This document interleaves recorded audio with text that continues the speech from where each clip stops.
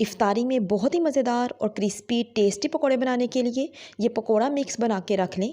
एक तो आपका काम आसान हो जाएगा और दूसरा नमक मिर्च और मसाला कम या ज़्यादा ना हो, इसकी टेंशन भी ख़त्म हो जाएगी। किसी भी एयर टाइट कंटेनर में आप इसको बना के रख लें, ये बिल्कुल भी ख़राब नहीं होगा। और इस पकोड़ा मिक्स से आप चाहे पालक के पकोड़े बनाएं, आलू के पकोड़े बनाएं, किसी भी सब्ज़ी के बनाएं या फिर चिकन के बनाएं, तो वो बहुत ही ज़्यादा टेस्टी बनेंगे। तो चलें इसको ट्राई करने के लिए पालक ली है और ये पालक मैंने अपने किचन गार्डन से तोड़ी है। बिल्कुल फ्रेश है, छोटे छोटे से लीव्स हैं, बहुत ही ये देखने में खूबसूरत लग रहे थे। तो मैंने इसकी डंडियाँ जो है उनको उतार लूँगी और उतारने के बाद मैं इसको अच्छे तरीके से वॉश करूँगी। ठीक है, वॉश करके हमने इसको एक जो किचन क्लॉथ है उसके ऊपर फैलाएंगे ताकि जो इसका पानी है वो खुश्क हो जाए और इनके ऊपर आसानी के साथ बेसन की कोटिंग हो जाए, क्योंकि अगर पानी रहेगा तो फिर कोटिंग जो है वो थोड़ी सी मुश्किल हो जाएगी उसके ऊपर रहना।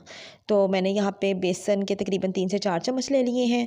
थोड़ा सा पानी इसमें मिक्स करूँगी और इसका अच्छा सा हमने पेस्ट बना लेना है। ठीक है, तो पहले इसको आपने अच्छे तरीके से मिक्स करना है। अगर आप चाहते हैं कि पकोड़े जो हैं वो बहुत ही ज़्यादा क्रिस्पी बने तो फिर बेसन को आपने अच्छे तरीके से मिक्स करना है। ठीक है, तो इसकी कंसिस्टेंसी इस तरह से होनी चाहिए जिस तरह से मैं आपको दिखा रही हूँ, ना बहुत ज़्यादा ये थिक हो और ना ही बहुत ज़्यादा थिन हो।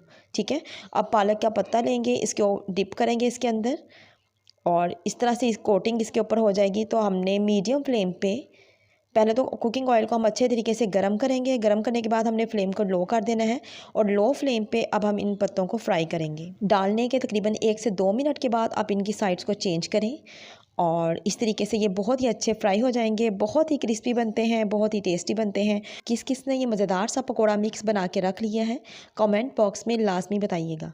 अगर आपको ये सिंपल सी आसान सी रेसिपी अच्छी लगी हो तो लाइक शेयर और सब्सक्राइब लाजमी कीजिएगा।